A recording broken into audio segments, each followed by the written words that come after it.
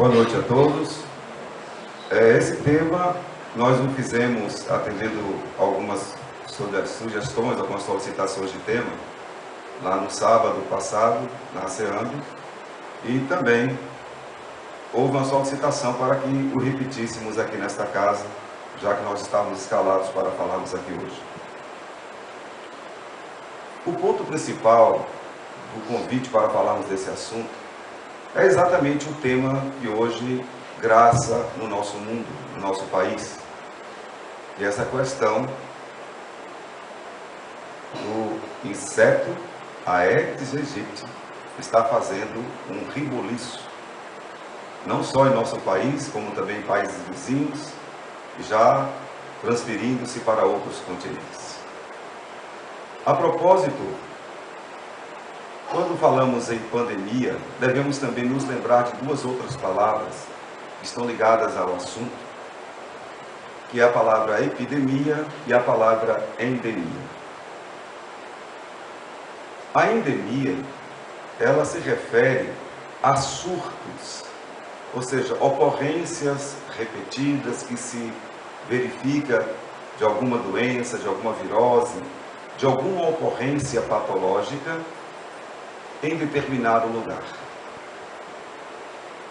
À medida que haja uma evolução, um avanço da doença em questão, podendo atingir vários bairros de uma mesma cidade, ou várias cidades de um mesmo estado, ou vários estados de um mesmo país, aí já se começa a falar em epidemia.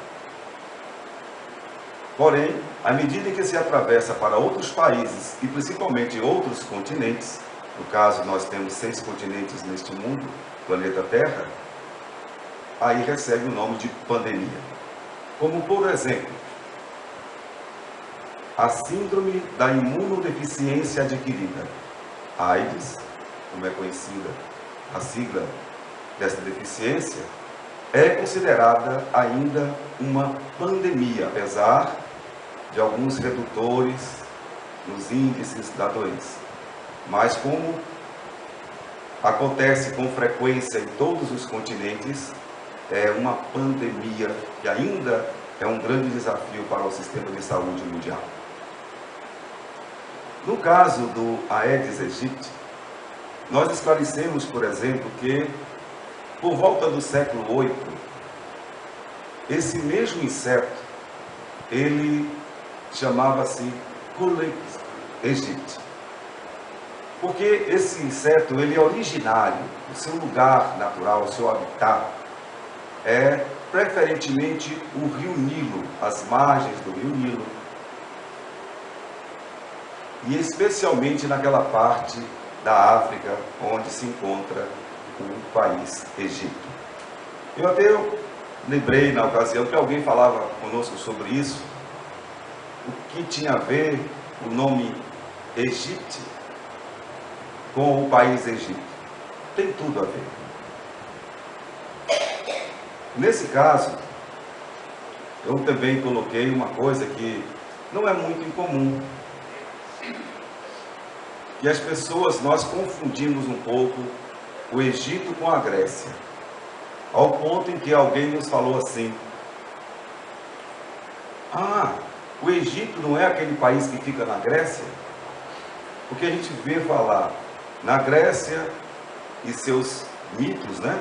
A mitologia grega é riquíssima, tem uma influência fortíssima na cultura clássica mundial, mas também todos nós ouvimos falar das pirâmides do Egito. Constantemente esses assuntos estão sendo veiculados de uma forma ou de outra. E às vezes até nos confundimos. Achamos que Egito tem a ver com Grécia ou vice-versa, mas não. O Egito fica exatamente na África e a Grécia fica na Europa. A Europa que conta aproximadamente com 46, 47 países. Então não há uma vinculação direta com o Egito e a Grécia, pelo menos em relação a esse assunto. Mas esse mosquito, que recebeu um outro nome, Aedes aegypti, que já não quer dizer o mosquito do Egito, mas sim um mosquito que causa pânico, desconforto, e está na classificação não mais das doenças Culex, e sim nas doenças Aedes, dentro daquilo que os estudiosos, cientistas trabalham em cima deste inseto. Daí o nome atual ser considerado esse, Aedes aegypti. Nós falamos também que até mesmo o nosso ministro, um dos nossos ministros, ele se confundiu, falou Aedes aegypti e assim por diante. Mas na verdade isso ainda não é uma coisa muito tranquila para que todo mundo saiba, porque não são termos comuns. É possível que haja confusão. Mas o ministro da Saúde falou uma coisa importantíssima. Ele disse que nós perdemos a luta para o mosquito. Que vergonha, não é? O mosquito nos venceu.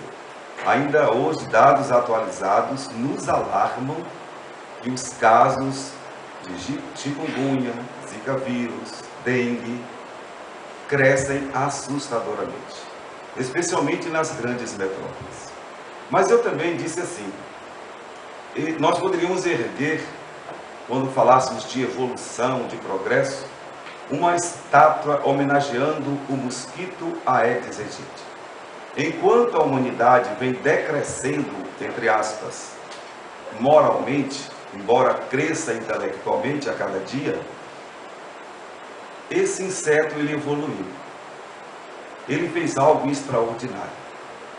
Porque a fêmea, quando ela falta 3 dias para morrer, ela tem que garantir a perpetuação da espécie. Então ela faz isso de uma forma que poucas mães fazem no mundo, para garantir a perpetuação da espécie.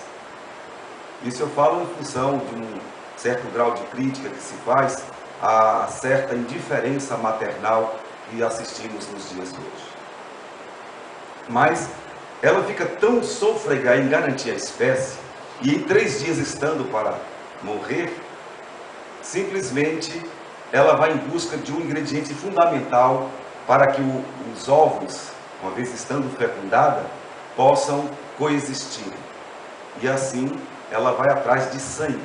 É um inseto hematófilo, então é um sanguessuga. E houve uma evolução nesse inseto exatamente por quê? Porque quando esse inseto existia, desde o seu nascedouro em tempos idos, lá no Egito, no Nilo, havia uma vinculação desse inseto apenas com animais da floresta, especialmente macacos, que são os nossos primatas mais próximos de nós, segundo a biologia nos informa. Porém, com o desmatamento,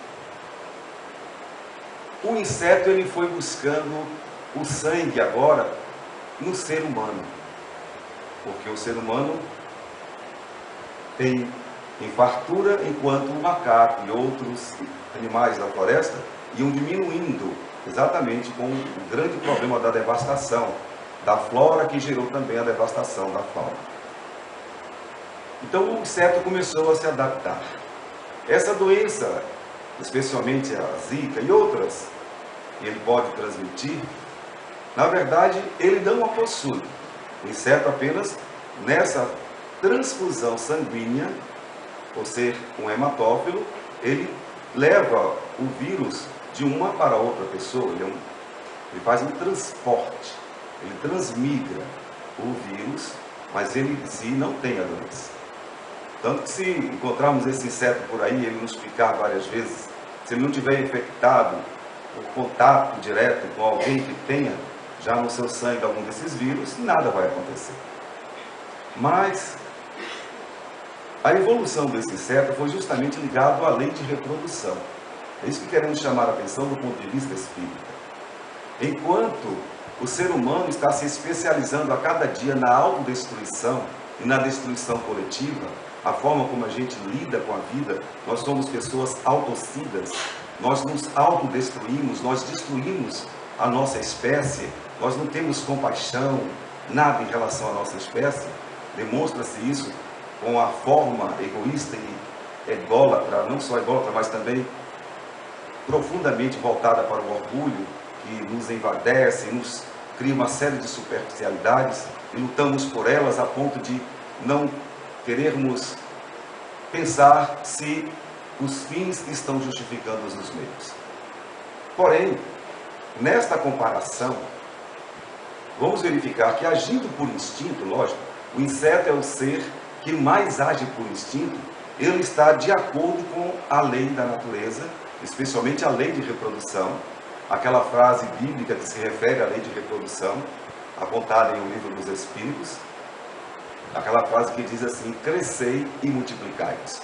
Isso está para toda a natureza. Todos os seres têm embutido em si este instinto natural de conservação da espécie, de preservação da espécie e de perpetuação da espécie. Esse inseto fez o seu trabalho. Porém, com o grande momento infeliz de transposição de escravos, de seres humanos que foram escravizados, foram colocados em navios chamados negreiros. Quando houve esse momento infeliz no planeta, o inseto também veio junto. Foi por isso que ele chegou na América do Sul, na América do Norte, e ali foi se instalando. Mas enquanto ainda existia meios de sobrevivência do inseto na zona rural, ele por lá ia ficando. Porém, já no início do século XX, quando o desmatamento crescia, o inseto, ele trouxe um terror para o Brasil. Trouxe a febre amarela, que gerou uma celeuma, uma febre que foi se transformando de endemia, que eram apenas coisas localizadas em alguns pontos da zona rural, para epidemia, e ficou como uma epidemia, localizada especialmente no Brasil, em grande quantidade, e ainda hoje existe na região norte do nosso país. Mas são considerados processos menores. Há uma medida de controle para saber quando se há uma endemia ou epidemia, para assim se tomar as providências cabíveis para o controle, para a não proliferação da doença. A partir daí se viu a evolução desse inseto. E o que é que ele percebeu? Não tem mais floresta, não tem mais animais selvagens, não tem mais macacos suficientemente prontos para fornecer o elemento, para que a fêmea, que há 3 dias da sua morte, precisa procurar o sangue para que o óvulo tenha uma fecundidade e vá garantir a perpetuação da espécie, colocando em qualquer lugar. Antigamente se escolhia água limpa, porque havia muitos focos de água limpa, mas o inseto também evoluiu e ele agora aceita água suja também, não importa. E isso foi acontecendo de forma tal que o inseto se adaptou mesmo ao sangue humano. Ele percebeu que o sangue humano era o sangue ideal, porque o ser humano é negligente, ou seja, ele vai criar focos. Hoje mesmo assisti uma reportagem em que uma casa estava com um foco desse material, dessas larvas, em uma lata de sardinha. Aquela latinha que se abre, já vem um materialzinho próprio para abrir, e essas pessoas descartam, jogam ali e ficam ali, num canto qualquer do quintal, e basta isso. O governador de São Paulo e o seu secretário de saúde anunciou na semana passada que a pesquisa que eles fizeram demonstrou o seguinte, que 85% do foco está nas residências, nas nossas casas.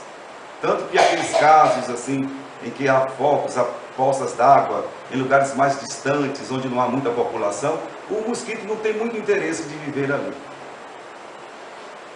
Especialmente a fêmea, porque vai procurar focos onde tem o sangue humano próximo, para que ali todo o processo da perpetuação aconteça. Então, você tem as residências com os focos Pronto, o berçário já está garantido e já tem o sangue humano necessário para o processo de fecundidade do óvulo. Por isso que o mosquito fez essa evolução e hoje é o nosso grande parceiro. Ele conta conosco para se perpetuar, a tal ponto que perdeu-se o controle da situação.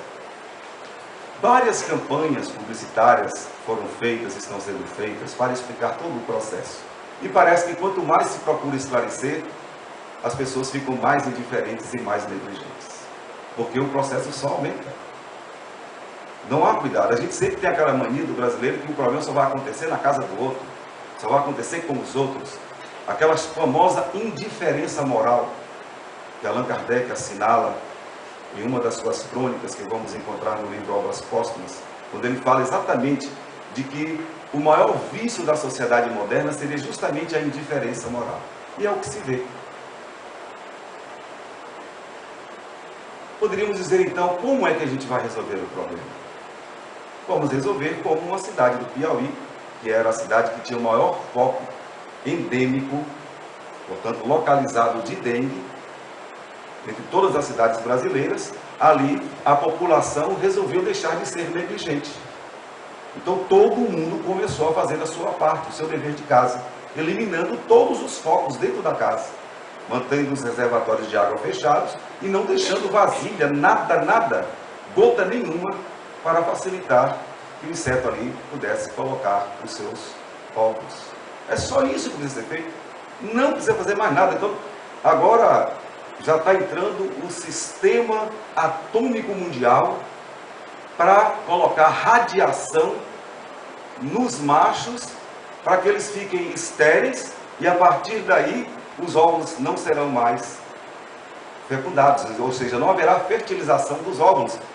Que coisa louca, tem que usar a energia atômica. E se de repente essa energia atômica, quando o inseto nos picar, começar a passar radiação para a gente? Mas o grande problema está acontecendo é por isso. De endemia, passou para uma epidemia, agora já está entrando no campo da pandemia, o que está atravessando o continente. Mas, logo a Organização Mundial de Saúde, através da sua secretária, Margaret Chan, a coreana, convidou todo mundo para se mobilizar. O presidente dos Estados Unidos imediatamente convocou todo o seu serviço de inteligência científica, estão todos trabalhando em cima desse processo. Porque, imagine, olha o risco que corremos. Porque quem está mais vulnerável em relação ao Zika vírus é exatamente a criança, o feto, que ainda está ali alojada na placenta, no útero materno. E não há processos para conter esse sistema. E a microcefalia aparecendo concomitantemente. Imaginem, com essa rapidez com que o mosquito está se reproduzindo, transmitindo o Zika vírus para tudo quanto é lado, se não tivermos conta, e a conta está sendo feita pela Organização Mundial de Saúde, a população humana pode desaparecer. Simplesmente. Porque a microcefalia é um processo que provoca uma limitação cerebral profunda. Como é que serão os seres humanos? Microcéfalos. Eu penso assim, talvez possam ser até melhores do que nós que estamos com a plenitude da nossa lucidez mental.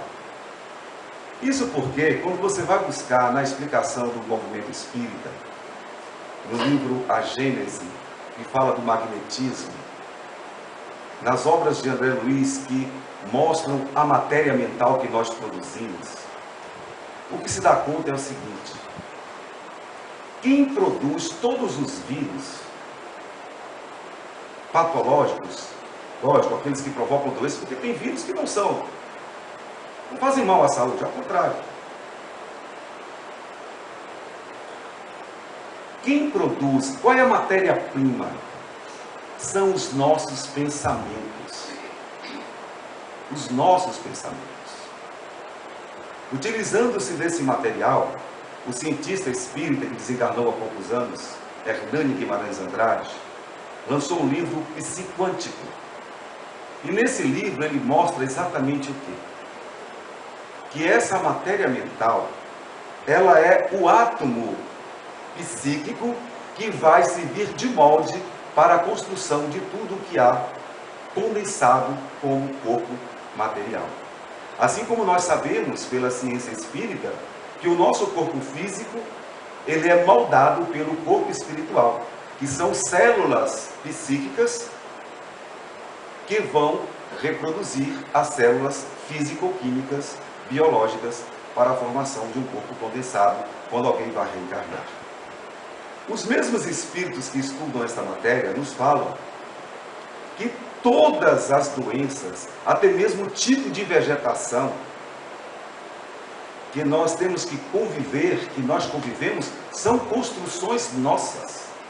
São idiosincrasias, no sentido de que são acúmulos de resíduos psíquicos que nós lançamos no éter do espaço da psicosfera, na qual estamos embutidos temporariamente dentro do processo da reencarnação. E eu usei aqui por 3 vezes exatamente a palavra negligência.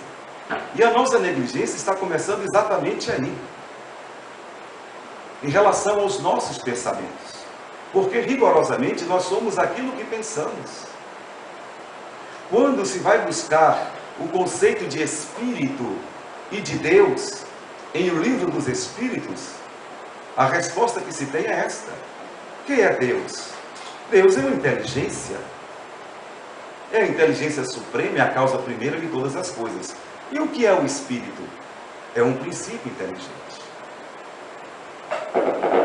E como disse o grande René Descartes, o sinal da existência é o ato de pensar. Cogito ergo sum. Penso, logo existo. É exatamente no ato de pensar que a vida estua. Nós somos co-criadores. Deus, com o seu hausto criador, permanece inserido no universo, fornecendo os elementos energéticos para que o universo prossiga. E nós, como seres pensantes, somos a semelhança de Deus na capacidade de produzirmos também matéria mental. Mas só que nós estamos associados a uma lei universal de equilíbrio, que é a lei de causa e efeito. Então, tudo que nós produzimos psiquicamente é nosso. E a vida, por uma questão de justiça, vai nos devolver. E é o que está acontecendo. Por sermos negligentes, até mesmo em cuidarmos das nossas casas. Há alguns anos, nós fomos convidados a falarmos aqui a respeito de uma coisa que incomoda todas as famílias. A falarmos das baratas. Foi. Alguém pediu para nós falarmos sobre as baratas. Eu falei, muito bom tema. Há muito tempo que a barata está merecendo uma homenagem.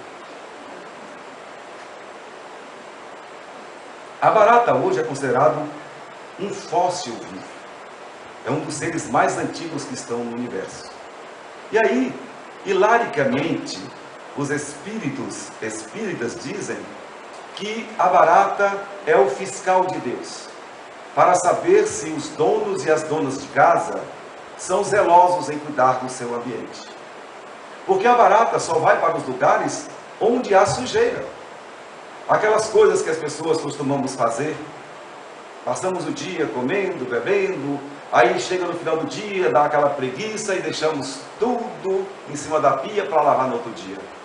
As baratas já descobriram isso há séculos. Elas já sabem onde elas poderão ficar sem terem o risco de saberem o que é que eu vou comer no dia seguinte. Elas já têm o repasto garantido por essa postura negligente. Só um detalhe que eu estou citando, fora os cuidados do dia a dia, que uma das coisas que são sinalizadas como a maior causa de preguiça no mundo, é quando alguém tem que falar assim, olha, tenho que limpar a casa, chegou o dia da faxina. Aliás, não, ontem eu encontrei uma pessoa que é o oposto, Maristela. Acho que ela já foi muito vítima de barata, tem tanto medo de barata, e ela tem uma cegueira com limpeza, uma coisa absurda. Parece ser exagero. Tem barata na sua casa?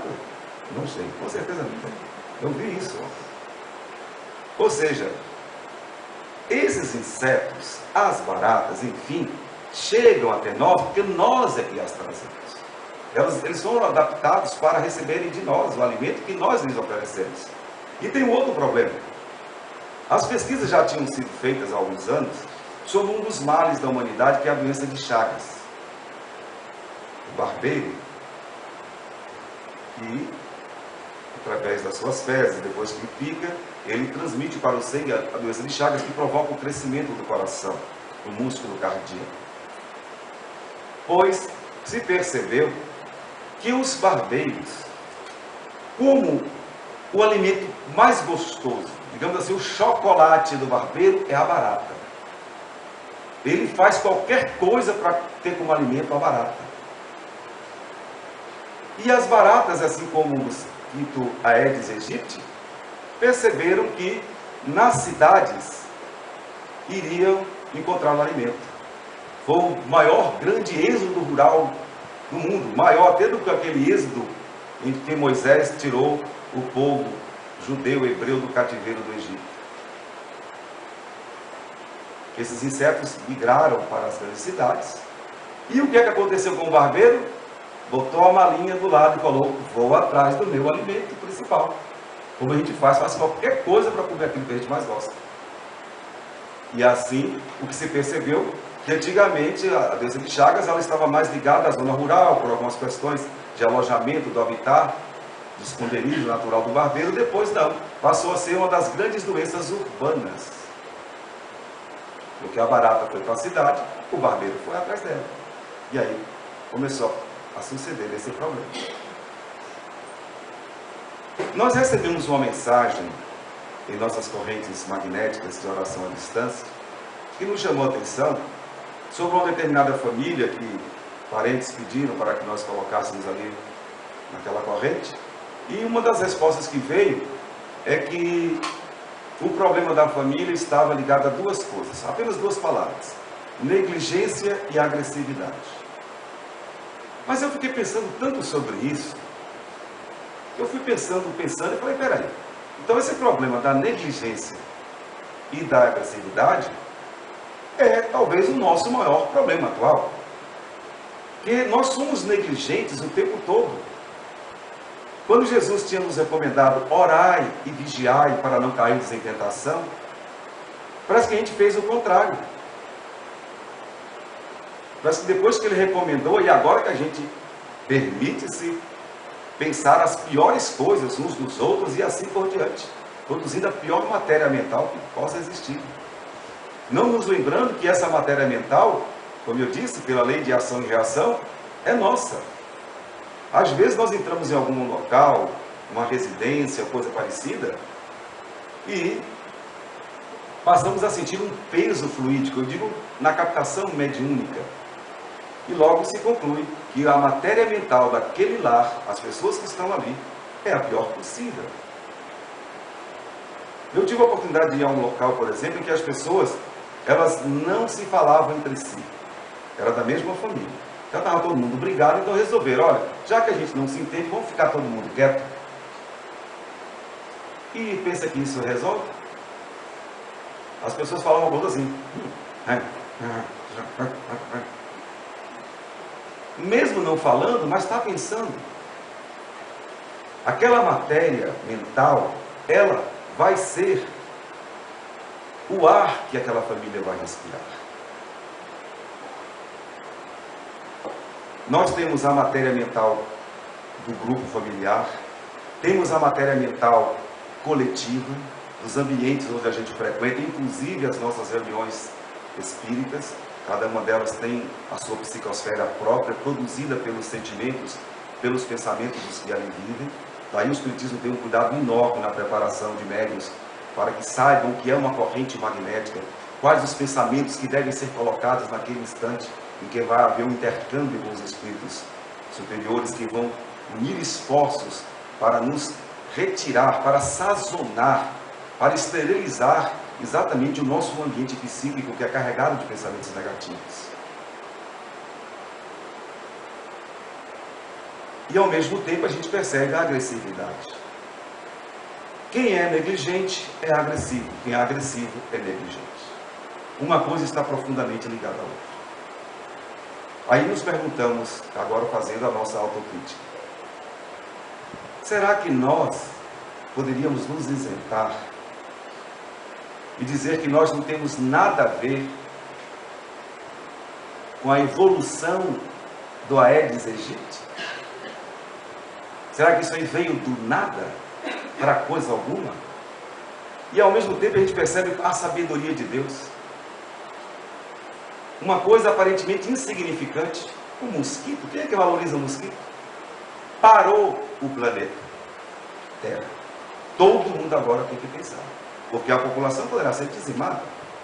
Mas teve uma coisa muito desagradável que a Organização Mundial de Saúde deixou transparecer.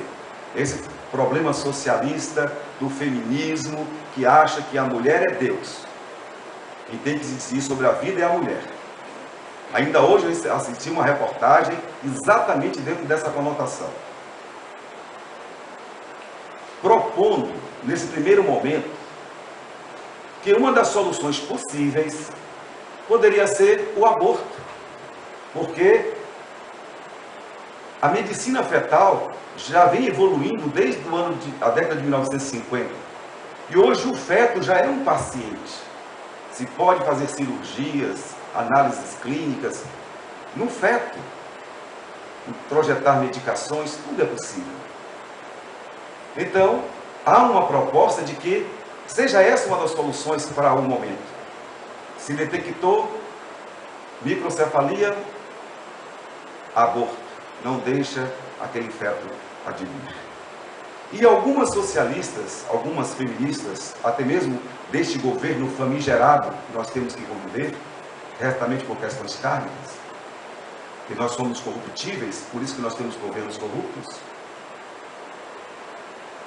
já estão propondo o seguinte: entrou uma corrente religiosa, foi conversar com a presidente da República hoje, para não levar adiante esse tipo de ideia. Porque há muito tempo que o nosso governo socialista quer que o aborto seja legalizado no Brasil. Não conseguiram, graças às forças religiosas unidas no Senado e no Congresso. Mas conseguiram um avanço. Conseguiram o direito de aborto às crianças anencéfalas. Com a ressalva de que a última palavra é da mulher. Ela pode dizer: eu não quero esse filho com deficiência no cérebro. Então, se ela disser que não quer, ela agora passa a ser a dona daquela vida, e as feministas propõem isso, as socialistas, e ela então terá autorização para que o governo pague um médico, um profissional, para retirar aquela criança, para praticar o aborto. Então hoje alguém já colocou, agora há poucos minutos de vir para cá, que deixasse que as feministas poderão resolver esse problema, se deve ou não ter o aborto. Por quê? Porque já existe a brecha que foi dada aqui nesse governo. Eu digo que o maior problema desse governo não é a corrupção, porque a corrupção está em todo lugar. Todos nós somos corruptos. Não tem ninguém que possa bater firme e dizer assim: eu sou honesto. Não tem. Vamos ser francos. Mas existem questões morais em relação à vida, que essas aí precisam ser revistas. E nós, que fazemos parte do movimento cristão, teremos que nos posicionar contra isso. Todos aqui que nos conhecem sabem o quanto que nos nossos cursos a gente prima, especialmente para a questão do aborto. Então é lógico que nós temos que nos erguer, sim, e não permitir que esse tipo de solução, que pode se tornar legal, mas como disse Divaldo Franco, mas será sempre uma decisão imoral, quando você assina a sua incapacidade, a sua decadência, e tem como solução matar uma vida indefesa. A coisa mais covarde que tem é você atacar alguém que não tem como se defender.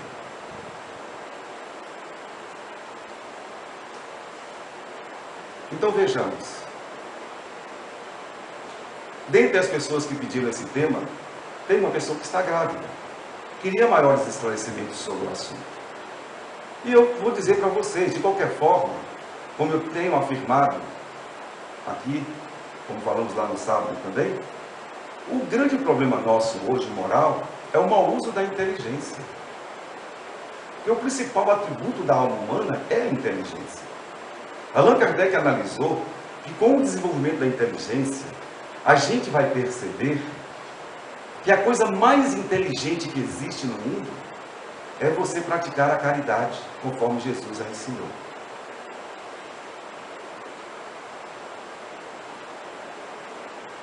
Pergunta-se, quem está realmente praticando a caridade como Jesus a ensinou? Quem está usando de benevolência para com todos? Quem está tendo indulgência para com as faltas alheias?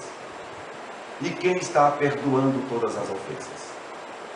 Se tiver alguém aqui, por favor, apresente-se que nós vamos também prestar uma homenagem, igual a homenagem que queremos fazer ao mosquito Aedes aegypti, pela sua perseverança, essa fêmea que vai lutar para garantir a vida da sua espécie.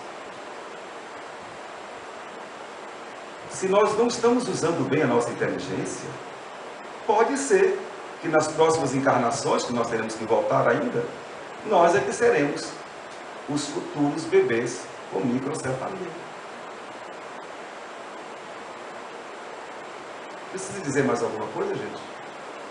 Olha, muito obrigado a todos pela respeitosa atenção.